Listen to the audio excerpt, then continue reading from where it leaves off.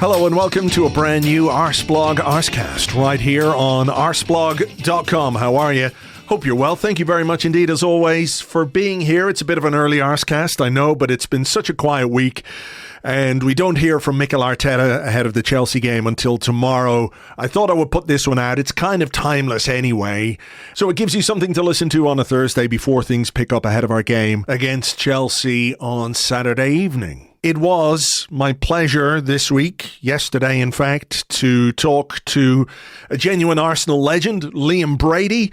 He has a brand new book out. It's called Born to be a Footballer. He was in Dublin for the launch of that book, the Irish launch of that book last night. So we met up yesterday afternoon and had a good old chat about the book itself, his time at Arsenal, the ups and downs, his move to Italy, the work he did at Arsenal as head of youth development, and lots more besides.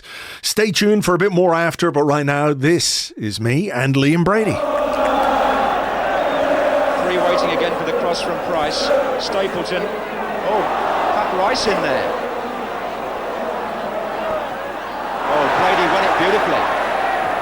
Look at that! Oh, look at that!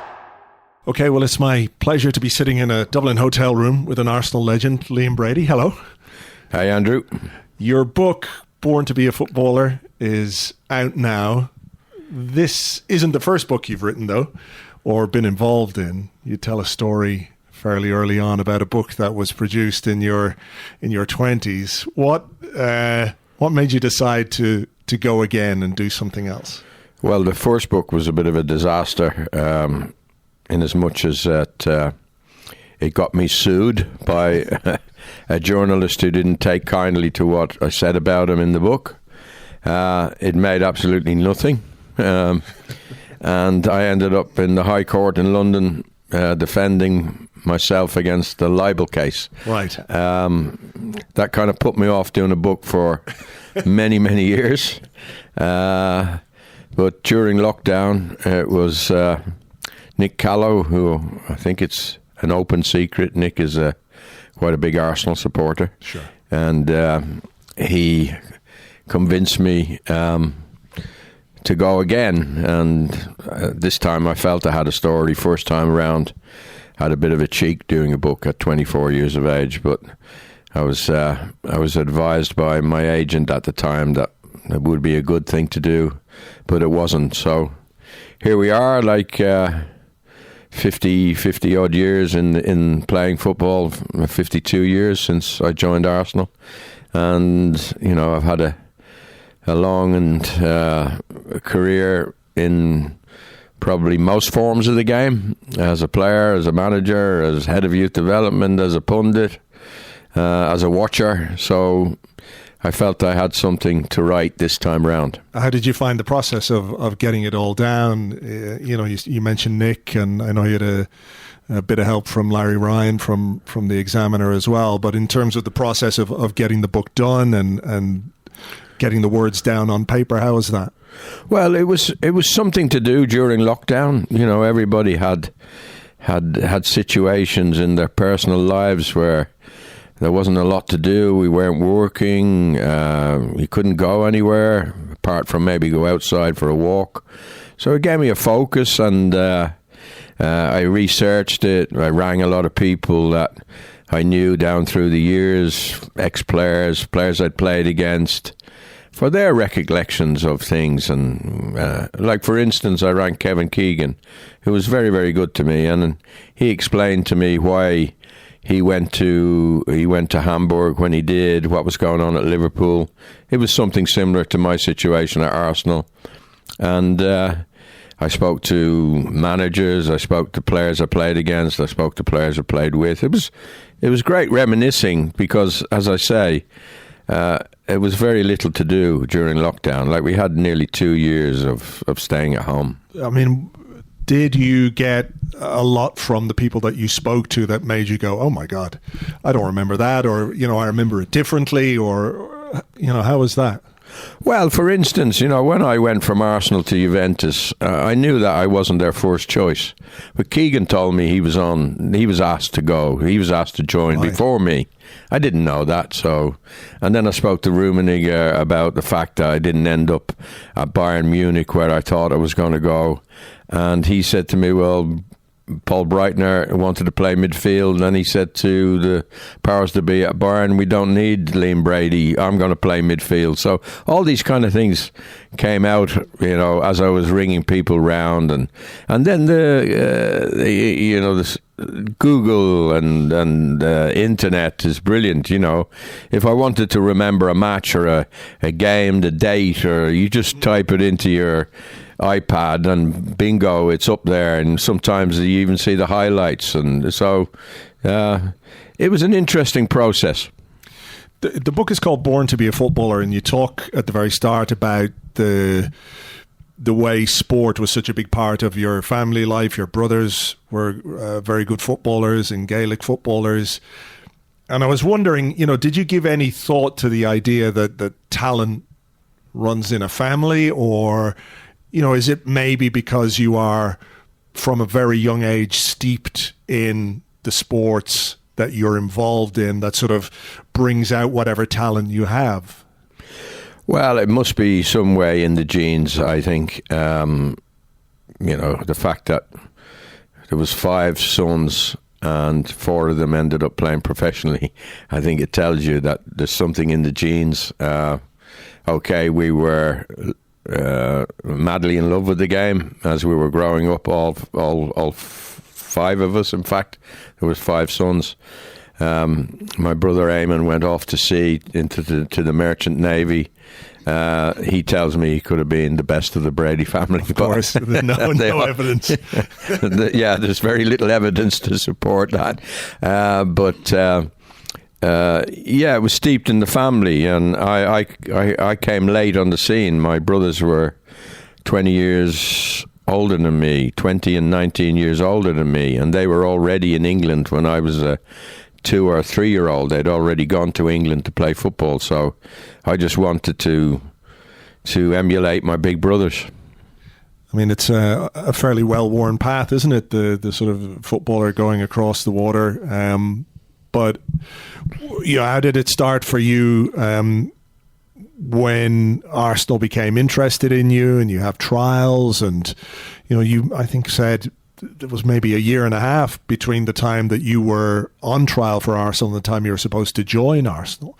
I mean, do you remember that period of your life and thinking, okay, you're still quite young. You were 15 when you went over. When you think about, there's a difference now. I think people would view 15-year-olds differently now, perhaps, than back then. But what was it like in that period where you knew this big move was coming and a big sort of change in life? Did the fact that your brothers had gone over there and done that beforehand give you maybe a bit of not a security blanket, but a bit of comfort knowing that they'd gone there and done that and been successful? Well, first of all, Andrew, I was a Manchester United fan, and that was the time of Georgie Best and Bobby Charlton and Dennis Law, and Man United winning in the league, I think, in 63, 67, European Cup in 68. I was 10, 11, 12 years of age.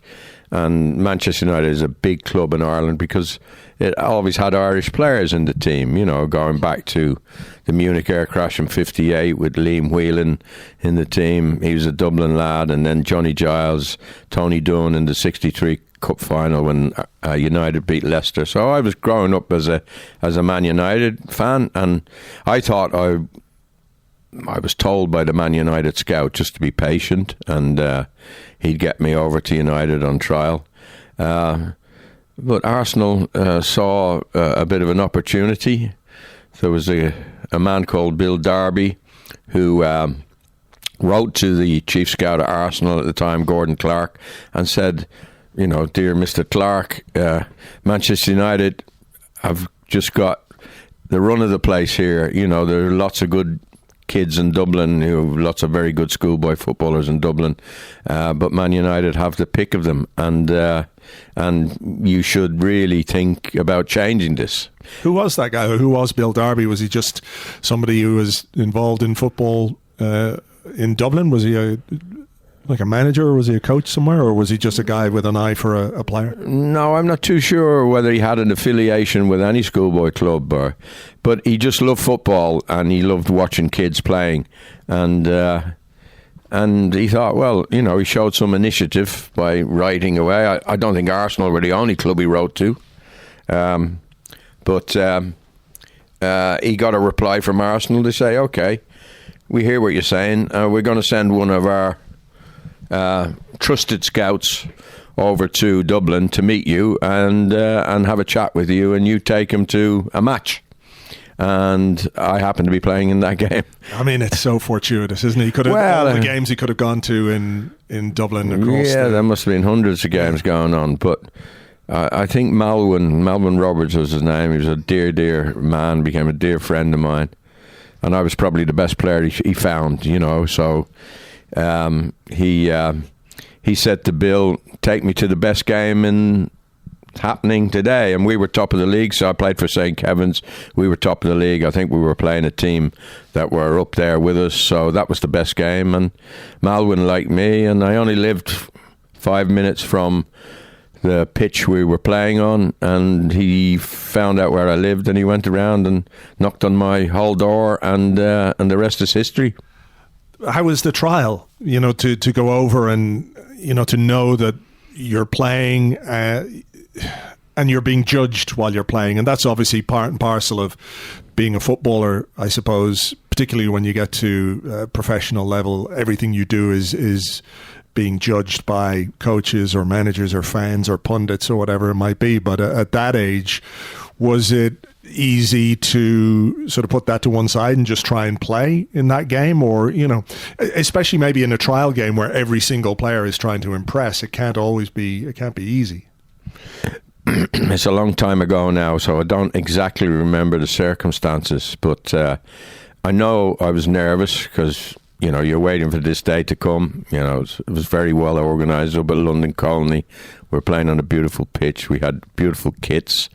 We had all the scouts on the sideline, the chief scout, and they're looking at these players and maybe, trying to find maybe 3 or 4 in 22. And so it's a bit daunting, and I didn't start very well, but I turned it around the second half and had a really, really good game. And you can tell by the reaction of the Arsenal people around that you've done well, because they want to speak to you, they want to find out about you, where you're from, maybe big family, things like that.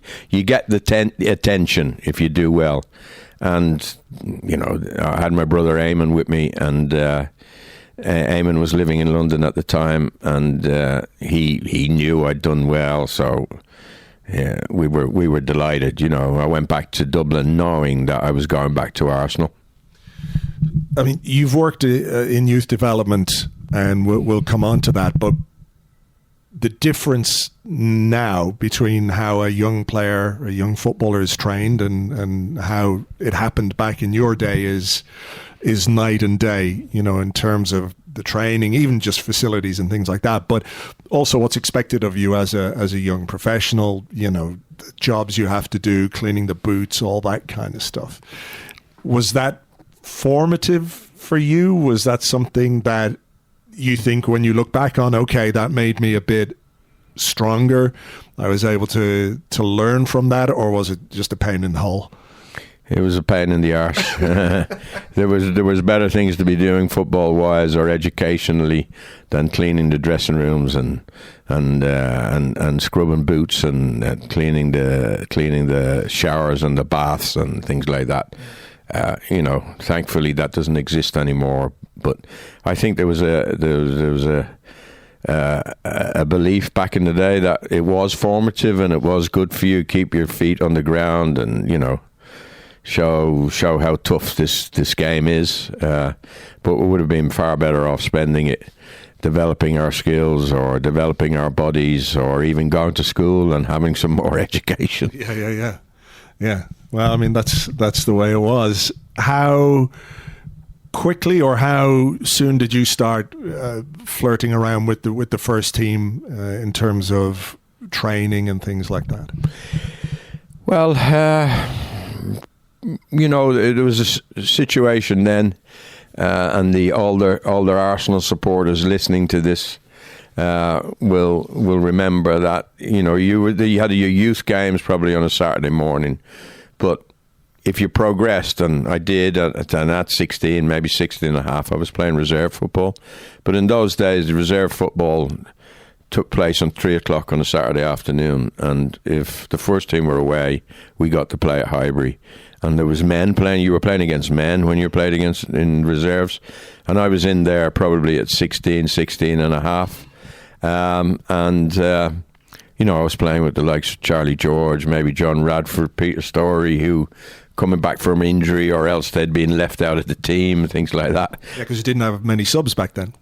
No, it was one sub. One sub, yeah. So, the first team would maybe travel with 13 players rather than, the entourage they go with now, probably about 22, 23. So you got to play on a Saturday afternoon. You were playing against men, and I did well, and I was doing well, and I was about 17 and a half. I would have been, it was October. Funny enough, it was 50 years the other day when I made my debut. Wow. So it was October 6th, I think it was. And I was in the, there's 2 dressing rooms at Highbury. There was the away dressing room and the home dressing room. Because we weren't in the first team squad, used to change in the away dressing room. Yeah. And one of the lads who was cleaning, I was now a professional, so I didn't have to clean dressing rooms anymore. But one of the lads who was cleaning the first team dressing room ran in and he said, "Chippy, your name's on the team sheet." I went, "What?" And I went in, and there it was, number 12, Birmingham City the next day. And that was the start. And what was your first start? I was sub, and when you're sub, I was thinking, well, if hopefully we'll be winning well, maybe go 2 or 3 up, and I'll be brought on the last 15 or 20 minutes. Or things are going badly. Bertie Mee was the manager then. Let's have a look at this kid. And it didn't happen like that. After 10 minutes, Jeff Blockley, who was the Arsenal centre-back at the time, he got injured, and I was on. I was, in at the deep end, sink or swim. Yeah. Was that something, as a competitor, is that something you relish? Because every footballer, I think, regardless of age or level, wants to play as much as possible. And the idea that a game might be, a step up or a big challenge is an exciting one, I think. Absolutely. It's what I was waiting for, all through my probably career, getting the knock on the door to say, would you let your son come to Arsenal on trial, to getting an apprenticeship at the club, to getting a pro contract at the club. These were all kind of things you were wanting to happen. So, bring it on. When I got my chance in the first team, that's the way I looked at it. I had a really, really good game, and actually kept my place for the following week against Spurs, where I had a lousy game, never kicked the ball, and we lost 2-0. So I was back in the resis for another couple of months. But I think I showed enough in that first game that I was going to get another chance. And that was the aim then, to get back in the team and to get out of the away dressing room into the first team dressing room. At that time, football was hard. I think maybe a bit harder than it is now because of just the conditions that it was played in. The pitches weren't as good. The players certainly didn't get anywhere near as much protection as they do these days from the officials. And was it Tommy Smith who gave you some verbals at Anfield after you, I don't know if you went past him or whatever it was. But, what's that like? What's that aspect of the game like, particularly when you're a young guy? And I guess if you're a young guy, you can play without fear and all those kinds of things. But if you've got someone like Tommy Smith, who, looks like he could bend a steel pole in two, and he's telling you he's going to fucking break your legs, how do you How do you come to terms with that and that side of the game? And how much of what goes on the pitch do we as sort of ordinary fans not really understand in terms of the verbals and the sledging, if you want to call it that every bit of trying to get an advantage isn't just about what you do on the ball, it's about what you can do with somebody's mind? Well, that went on, intimidation, we call it. So, as you say, people or players could get away with an awful lot more than they can now. One of Tommy Smith's early tackles on a player would probably be a red card now, but that was him telling you, I'm Tommy Smith, and you don't take liberties with me. I knew what I was going out, because in the first team dressing room, when I was picked to play outside left against him. So they told me, watch yourself, you're up against Tommy Smith, But you have no fear, I took him on a few times. I got the better of him a few times, and then he warned me that, if you're gonna carry on like this, you might end up in Liverpool Infirmary. But you didn't. No, I didn't. And I think once I showed what I could do that night, I was in that first team dressing room. I was going to be in the squad, and I was going to be playing a lot more and so forth. So it was intimidating, but it wasn't a bridge too far. Sure. You mentioned in the book early on there was a sort of some homesickness, and you went home and then you came back. But in the 70s at Arsenal, and I know this because I was an Irish kid growing up in England, and people often ask me, like, why are you an Arsenal fan? I was born in Croydon, but grew up in Yorkshire, and people are saying, well, why are you an Arsenal fan? And the only thing I can think of, I don't ever remember choosing, but the only thing I can think of is like reading Shoot or all the football magazines that I was obsessed with back then. There's a club that has Liam Brady and David O'Leary and Frank Stapleton and John Devine, Pat Rice, Sammy Nelson, Pat Jennings, this Irish community at the club, if you want to call it that. And it does come across from what you write in the book that it was a community, even though there was, at that stage, I didn't know the difference between North and South, but nor did you guys experience that within the dressing room.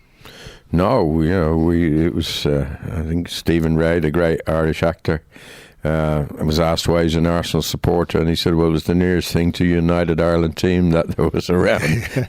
And it was great, and a lot of Arsenal fans, Irish Arsenal fans, became Arsenal fans because that was the situation, a bit like yourself, Andrew. So when we won the Cup in 79, there was an Irish flag on the front of the bus. Where would you see that? I don't think you'd seen any club, but there were so many Irish lads in the team. So it was a great time. We came in the late 70s under Terry Neal and Don Howe. We became a very, very good team. 3 FA Cup finals on the trot, which was unheard of in those days, to get to the Cup final 3 times on the trot.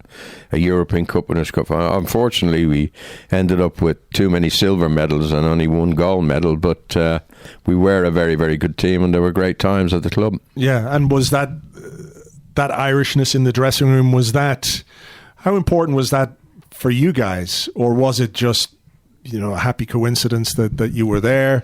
When you have a relationship with someone like Frank Stapleton, who didn't grow up far away from you, David O'Leary, same thing, do those relationships, or do you think those relationships, bore out positively on the team and how you guys were able to play? Well, it wasn't a coincidence in as much as that, once I went to Arsenal, the club began to take Dublin very seriously, and then the following year, Frank was recruited, and then the next year, David O'Leary was recruited. A little bit after David, John Devine, and quite a few Irish players who didn't make it as well, but there was a connection. So there wasn't a coincidence, but maybe the fact that we teamed up with Pat Rice and Sammy was a little bit, because they were homegrown players as well. Sammy's from Belfast. Pat was born in Belfast, but but went over as a kid. Before he was a footballer, he went over as a kid with his family. And then Terry Neal made one of his greatest ever signings by signing Pat Jennings from Spurs. And there we were, like 6, 7 of us. I don't think all 7 ever played in a match. I think there might have been 7 play in a game, but not together. I think John Devine might have come on for Sammy or vice versa in one of the games. So it was amazing, really amazing, but and never happened again. The 3 cup finals, 79 obviously is the one where success came, and that for me is, the first game I can ever remember watching, first Arsenal game I can remember watching. I remember watching the 1978 World Cup final and being distraught that Holland hadn't won it and all the ticker tape and all the rest of it. But the Arsenal game, because football wasn't on TV back then, you got the cup final and you got match of the day, but there was no live football on TV the way there is now. That final and that medal that you won that day, it must be something that you still look back on with a huge amount of pride. Absolutely, yeah. The FA Cup has lost quite a lot of its importance or prestige in today's football, but then it was huge. It was like the Super Bowl in England, and everybody tuned into it. And if you got there, you were the centre of attention. So to win it was absolutely fantastic. And we bounced back after losing in 78 to Ipswich. We bounced back to win it, which made it that bit sweeter. And it was an unbelievable finish to that cup final. Yeah. We were 2-0 up. We were cruising, and then it all fell asunder, and all of a sudden we're 2-2, and we score in the final minute. Alan Sunderland, great cross with Graham Ricks. Gary Bailey comes for it, misses it, and Alan, the good opportunist that he was there waiting to side foot volley it in. I mean, it did start with a good pass from someone else for Graham Ricks down that left-hand side, or was that just here, you have a go, I'm knackered? Well, I ran about 30, 35 yards with the ball, but my thought was get it in there half before we lose another goal. But Rixie, we had a great understanding, myself and Graham, and he came up on my outside very fast, and clipped a lovely ball in, and then a ball that Bailey thought he was going to get, but it was kind of tempting him to come for it. And Alan side-footed it in. So there we go. That was my only winner's medal at Arsenal. We were never going to win the league, Andrew, because we just weren't strong enough. We didn't have the squad. We didn't have the resources. But we were a great cup team, and 4 cup finals. Only to win one leaves a bit of a sour taste in the mouth, but at least we did get one over the line. I mean, the following year, in 1980, there was the cup final against West Ham, and then, of course, the Cup Winners' Cup final against Valencia, but maybe lost in the mists of time. People just look at the results. They don't realise how many games you played that season. It's quite interesting to consider, all the talk of player welfare these days, and, are they being run to, is there too much football? Are they being asked to do too much? And was it 70 games? Yeah, 70 games. 70 games in one season. Yeah. They play, what do they play now? 38 league games, and probably if you were to win the European Cup and the FA Cup, you could get 70, but the squads are so big now, aren't they, that they just rotate and they give players a rest, and you could maybe have an easy tie that you give your big players a rest and things like that. But in those days, those things didn't happen, so we had to play. And by the time we got to West Ham and Valencia, although against Valencia I thought we were very unlucky not to win the match in 90 minutes, even going into extra time I thought we were the better team. Against West Ham we didn't really perform on the day, but that season did catch up with us in, it was a bridge too far. It was a much smaller squad as well, though.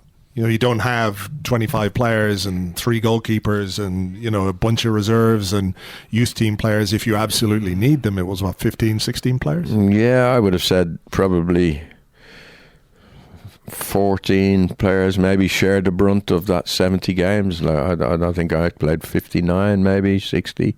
Brian Talbot, I think, played all of them. Can you imagine? How do you do that physically? Like, surely the players then were experiencing some of the same injuries that players have now, but... Well, from my memory, you all had hamstrings back then, right? Yeah, but we were fit. We were super fit, but and from my memory, we didn't do any training. It was just like massage, bath, maybe a walk around the pitch, maybe a jog around the pitch, a few stretches, home. Rest up. Got a game the next night. The same again the next day. So. We kind of got through it with some difficulty. We didn't have a masseur. We didn't have anybody to give us a rub down. Yeah. Terry Neal and Don Howe were doing it, hardly trained in that profession. And the assistant manager. People. And Alf Fields, who was the assistant kit man, he was a great character, a former player. Alf in the 30s and 40s. He was probably the best at it, and. You'd rather have Alf giving you a massage than Terry Neal or Don Howe, to be honest. Right, fair. I won't ask any more questions about that. But another point about football back then in the era that you played in, and there's a little story about how it could have been Ireland playing in England at Wembley, and you stayed in a hotel and then had to go across the road to train in a local park. Well, that's. Another subject, Andrew. To be quite honest, it's how poor the organisation was at international level. If you were an Irish player, yeah, and they didn't have the money to spend. To be fair, they didn't think of spending it properly, and we ended up, we were a bit of a ragball rovers outfit. So. At the time you mentioned Arsenal didn't have the resources. There seemed to be a reluctance on the part of the club to acknowledge the way things were changing in football in terms of transfer fees and investment and that kind of stuff. And the reluctance to do that, you could have gone somewhere other than Juventus. In the book you mentioned that Arsenal might have been happier for you to go to Manchester United because they would have got more money for you. But how determined were you maybe to challenge yourself as a player and go to Serie A at that time, which was probably seen as the best in terms of what European football or what European leagues had to offer? Well, first of all, let's address the reasons why I wanted to leave. I wanted to leave because I felt the club hadn't looked after me financially. I think when you're a homegrown player, and it might have been the same for Charlie George, it was certainly the same for Frank Stapleton, who left after me, was that the club kind of took for granted the fact that you were a homegrown player. So you might get a player like Malcolm MacDonald coming in from Newcastle for a record fee, or maybe Brian Talbot from Ipswich, and you knew that they were earning much more than the players who had grown up at the club. Now, that doesn't happen anymore, No. Thankfully, that doesn't happen anymore. But so you've kind of got that in your mind. Then also the ambition of the club. Are they going to really want to challenge for the league? Are we going to spend $1 million on a transfer fee like Liverpool were doing, or Nottingham Forest were doing, or Manchester City were doing? No, we weren't. So that was factored in. And then I thought I was going to go to Germany and follow what Keegan had done, gone to Hamburg. I thought I was going to Bayern Munich.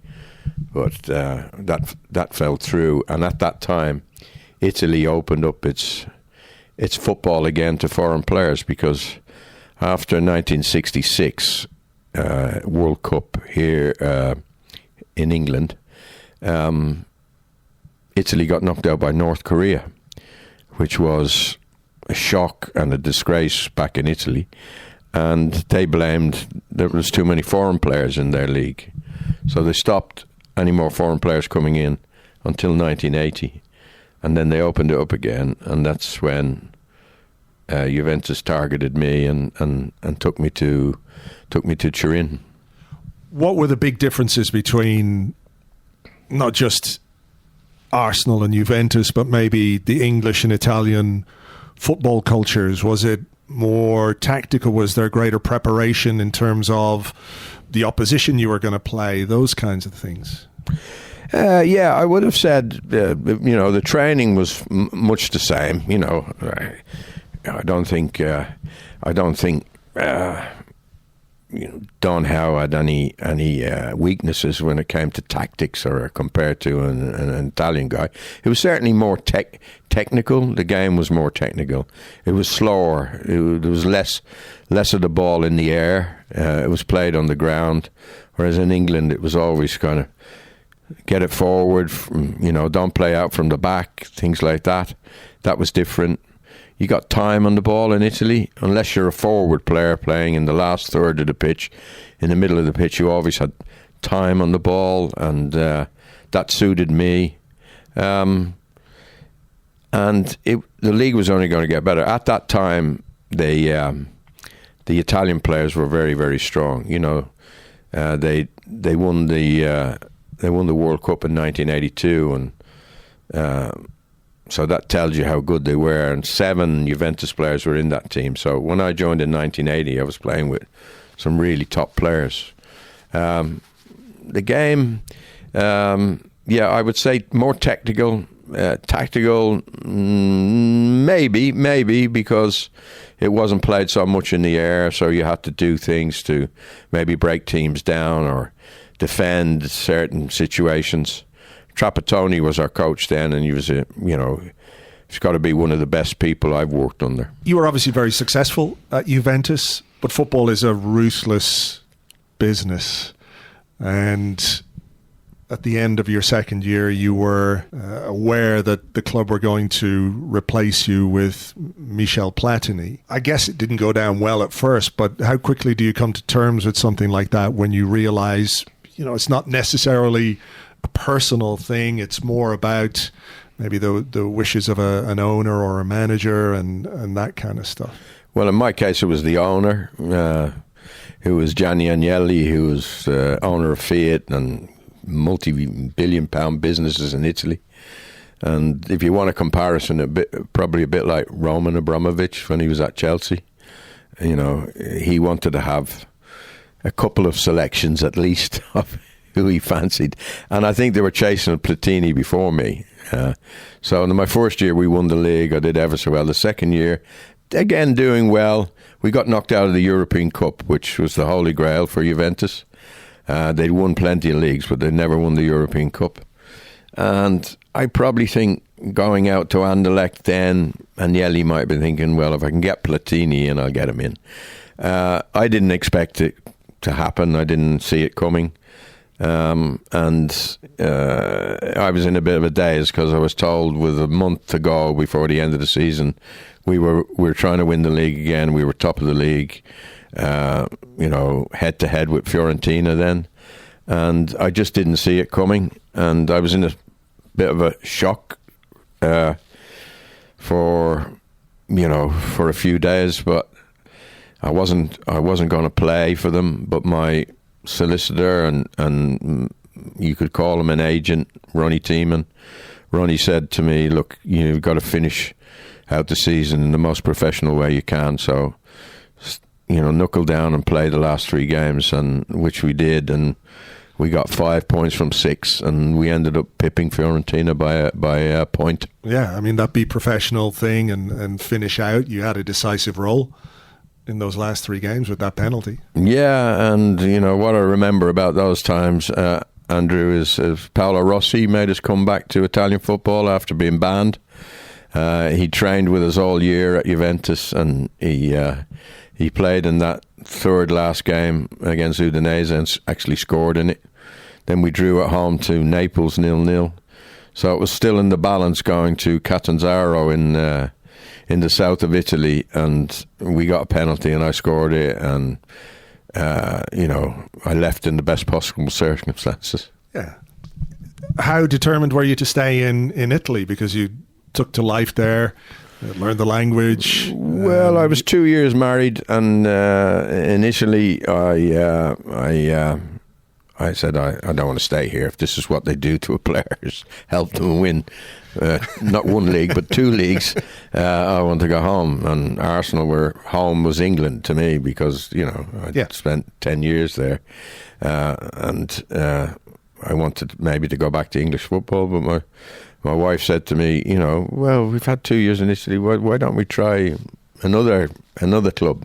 Yeah, and she was right. So we had another 5 years in that wonderful country, in that wonderful league. Yeah, Sampdoria, Inter Milan, Ascoli, a move I think which you write about regretting, because perhaps the person in charge of that club wasn't as on the level as they should be, and then returning to England to West Ham. I know you did sort of broach the idea of coming back to Arsenal, but things were going on there with George Graham where he felt maybe you weren't the right fit. Well, Ronnie Tiemann was my agent, but he was more of a solicitor than an agent, so he wasn't bringing managers up to see who was interested in bringing me, like goes on now. Agents contact clubs, don't they, and things like that. So I had friends in the press, not many in the press, a couple. The ones that didn't. And Reg Drury was a great journalist. Worked for the News of the World, soccer man through and through. Loved his football. I always suspected he was Spurs though, but he never admitted to having a team. But I always suspected he was Spurs man. But anyway, we were very good friends, and I said, Reg, can you ask George Graham? I'm coming. I'm getting out of here. Will he have me back? And Reg said, he will. He could. In those days, a journalist can pick up the phone to a manager. Now, you probably have to go through the press office in the club, and you'd be lucky to get to speak on a one-to-one basis with a player or a manager. But those days was different. And Reg contacted George, and George said, "No, I'm not interested, Reg." And it was quite obvious to me that George had in his mind he was going to go for younger players who were hungry, wanted success, the likes of Steve Bold, Nigel Winterburn, Ian Wright, So it didn't happen, and I played an international match for my country against Scotland, and I played all right, and John Lyle was at the match, the West Ham manager, and within a week I was out of Ascoli and back playing in London. Did you enjoy West Ham? Yeah, I liked West Ham. Yeah, it was great. Yeah, it was great. Great supporters, great atmosphere at the old Upton Park, and I thoroughly. John played the football I wanted to play. I really enjoyed it. You had a big injury there, though, as well. You did your cruciate. That kind of stopped me. I was only there like probably less than one season, and I was 31 when I ruptured my cruciate ligament, and I was out for nearly 10 months without being able to play, and that kind of it limited to what I did for West Ham. I played okay, but when I came back from injury, you're not the same when you come back at 31 from a bad injury like that. Particularly when maybe the techniques to repair that specific injury, which is a really serious one for a footballer, weren't as advanced as they are now. Correct. You'd probably get over that injury in 4 or 5 months now, with the advances that have been made in medically. And those days it took you the best part of a year, and then you're coming back and you're not quite the same. I didn't have a ligament replacement. They just tied my ligaments together, my old ones that were ruptured. They tied them together, told me to build up my thigh muscles to protect my knee. But that's hardly the way things are done now. No. Do you remember the moment where you realized or decided that you were going to hang up your boots? It was probably to do with Jack Charlton. I had been a regular for Jack before my injury. And then, 10 months away from the Irish team, Jack moved on to other players. And when I realised I wasn't going to be in his plans, I kind of thought this would be a good time to retire. So I retired in 1990. How was your relationship with Jack? Ups and downs? Not really, mainly up. But when, he took me off after 30-odd minutes in a match against West Germany where we had a blazing row in the dressing room at half-time. And I called him a few choice words and he told me to shut up and, and then it was a bit frosty for a while, but we made up. He wrote me a nice letter saying I retired straight away after that match because I knew I wasn't in his plans. He'd moved on to other players, so I didn't want to just be hanging around, hoping for a place even on the bench, so I hung up my boots. Jack wrote me a nice letter, and we repaired the problems we had, and I followed them to the 1990 World Cup as a pundit for the BBC, and 94 World Cup. So, what was that like in 1990, though? To see Ireland at a World Cup in Italy, your second home, if you like. Well, third home, I guess, after Ireland, then England, then Italy, right? But to be within that sort of the proximity of your playing career and then to sort of sit and watch, it must have been a little bit bittersweet.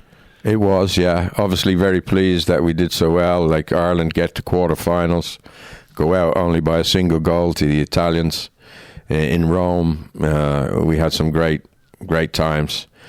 Ireland, Jack was a very functional manager. We weren't playing beautiful football by any means, but we were getting results, and he knew how to get results. But the whole country went absolutely berserk here, so in Italy I was there. I was as close as I could be without playing because I was in the best seats. I was in and around the dressing room after the games. I was in the hotel having a few drinks with the players. I had a ball, but there was quite a bit in my head saying, I wish I could have been here. Yeah, for sure. There is stuff about your managerial career in the book, which I'll let people read because I just want to move on and talk a little bit about your role at Arsenal and the head of youth development. What is the biggest challenge in that role? And I think what you did obviously set foundations at the football club that exist to this day, but the amount of talent that comes through at a young age, how difficult is it to spot the ones who are really going to make it? Because there are so many factors. A player can be maybe physically more dominant at a young age because they've matured maybe a little bit ahead of some of the other players. How hard is it to keep an eye on that, or how do you work through the process of identifying talent that you think is going to be able to make it for the first team at Arsenal, and if not at Arsenal, maybe go on and have a career somewhere else?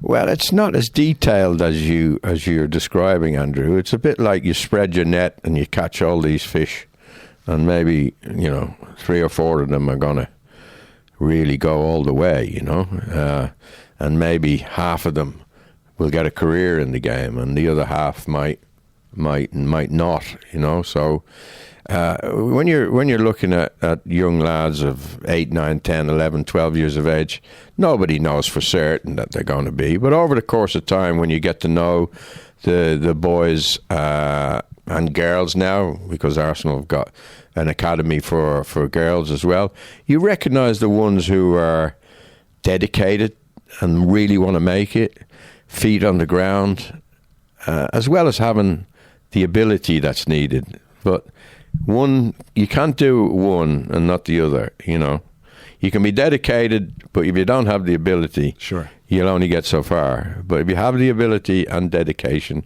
you can go all the way. And, well, we had quite a few go through the system, and we didn't have a training ground solely for the kids, so we created that. Myself and Richard Carr, who's a great servant to the club as a director. Carr family have been in the club for donkey's years. We worked together to create, a process where we could have great facilities for the boys, great organisation, good coaches. I had great staff working for me. David Court, ex-player, he was a great right-hand man to me. Roy Massey, he looked after the younger element in the academy. Many of them are in the first team now, Roy recruited these kids at 7 and 8. Bukayo Saka, Emile Smith-Rowe, Eddie Nketiah we got from Chelsea. Chelsea thought he wasn't that good. We recruited him. Reece Nelson. They've all been at the club since they were, apart from Eddie, the other three have been at the club since they were 8 and 9. So we did a really good job, and we got the likes of Ashley Cole, Jack Wilshere, Kieran Gibbs. It was hard to get in that Arsenal team when you were a youth player, because we were so good, weren't we? Arsene Wenger's years. Like you find a midfield to replace Patrick Vieira wasn't easy. No, this is still an ongoing process, I think. What changed when you were able to bring in younger players from across Europe? Because that wasn't always part of the process, but then you have players like Cesc Fabregas, Hector Bellerin who came in, Sebastian Svard, people like that who the Swedish guys, Seb Larsson, for example. Did they bring something to the academy dynamic that was tangible? Well, Arsene was ahead of the game. He was ahead of the game in bringing in all those great French players. Everyone copied him within 2 or 3 years after that. But I remember having a meeting with him and Steve Rowley, who was chief scout at the time.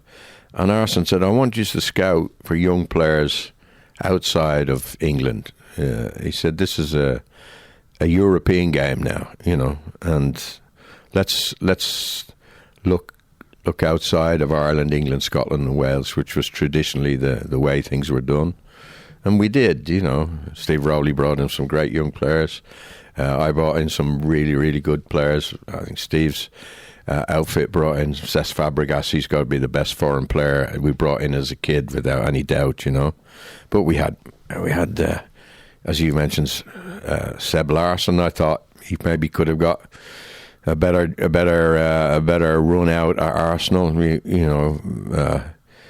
I think he was maybe overlooked a little bit, but there wasn't many that Arsene missed.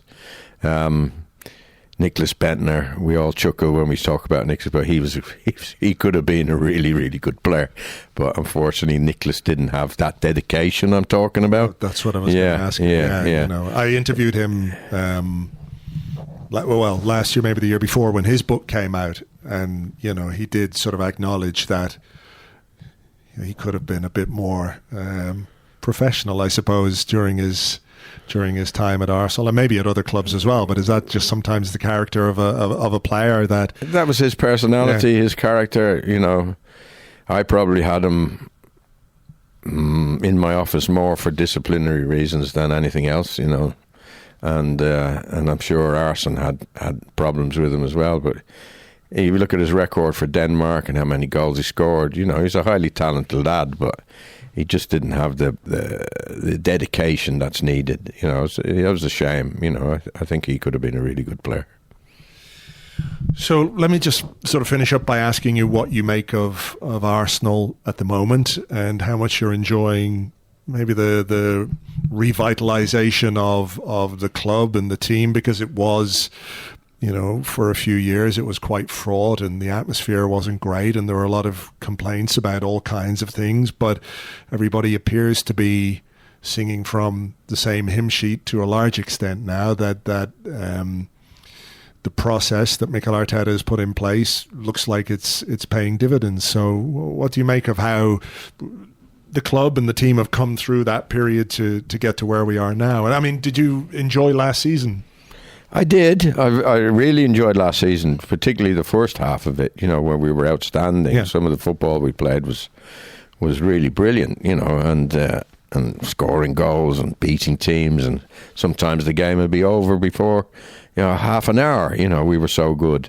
But then it came down to resources in the end, injuries, suspensions. We lost some very important players, and you kind of knew we weren't going to see the distance out. If it was a racehorse, we were going to start flagging the last 2 furlongs to go. So it was a pity, really. But I think Arteta has done a really good job. He's rejuvenated the team, hasn't he? He's made it a young team. It's an up-and-coming team with a lot of talent, playing really good football. And, of course, I'm loving the fact that Hale End is making a good contribution to what's going on. Yeah, I was going to ask you just finally, who do you enjoy watching the most in this team? And I just sort of written down Martin Odegaard, because I'm guessing that left foot is something you could connect with, but also the left foot of Bukayo Saka, being that Hale End graduate and becoming a huge star for Arsenal. Yeah, both those players I enjoy watching. I must admit, I wasn't too sure about Odegaard when we bought him, but he's proven me wrong. We all have opinions, and it's nice when they change for the better. I think Odegaard has been tremendous. And Saka, I think he's one of the most exciting players they've had at Arsenal for many, many years, haven't they? And the bigger the challenge, he seems to handle it. I'd like to see Emile Smith-Rowe go get a bit more time. But then again, that's my Hale End hat. Well, he's an exciting player. He's a fun player to watch, isn't he? He's sort of got something there's something a little bit old school about the way he plays. Yeah, I think he's a very intelligent player. He keeps the game moving. I think he can make goals. I think he'll score goals. I think he just needs an opportunity. But then, if you're getting results like we are, how many games have we played now? 6 wins and 2 draws, is it? Is that right, Andrew? Or could be 7, maybe? 10 games we've played. Is it? I think so. Won 7, drawn 3, I don't know. You should know 2. this. I should know. We've drawn 2 anyway. We drew the Derby and drew Fulham. So it must... I can't remember. I should look at the... I think we've won either 6 or 7. Put it that way. So you can't have you can't say, well, the team has not been picked right. Arteta's doing really good stuff. I thought, although there's a lack of goalmouth incident against Manchester City, it was good to see him out tactic Guardiola. I thought that was very enjoyable. Yeah, you enjoyed that game? I really enjoyed it. Yeah, I really enjoyed it because I didn't feel at any time we were going to lose it. Which makes a change, doesn't it? Well, whereas the one that was probably the decider the year before, when Manchester City, we started great. The first half hour we could have been maybe 1 or 2 up. But when we didn't capitalise on those chances, you just kind of knew something was going to go wrong because they were so good and things like that. And we were maybe a little bit nervous. But I think this time round we showed that if they want to play it their way, we can play that way as well. Yeah, bit of versatility. Well, look, the book is called Born to be a Footballer. As always, it's a pleasure talking to you, Liam. Thanks very much. Thank you. Thank you so much to Liam Brady. If you are looking to get a copy of the book and you're local to Arsenal, they're stocking it in the Armoury. Liam did a bit of a signing there after the Manchester City game, and I'm sure they still have copies in there. Or, of course, you can get it from your local independent bookshop, who will be happy to order it in for you if they don't have it in stock. It'll only take a couple of days. Support your local bookshops and get your copy of Born to be a Footballer by Liam Brady there. Right, I'm going to leave it there. We will look ahead to the Chelsea game in a bit more detail in our preview podcast on Patreon. That will be Friday afternoon. So please do join us for that. If you're not already a member, you can sign up at patreon.com/Arseblog. For now, hope you enjoyed the show. Thank you so much, as always, for being with us, and we will catch you on the next one. Until then, cheers. Bye-bye.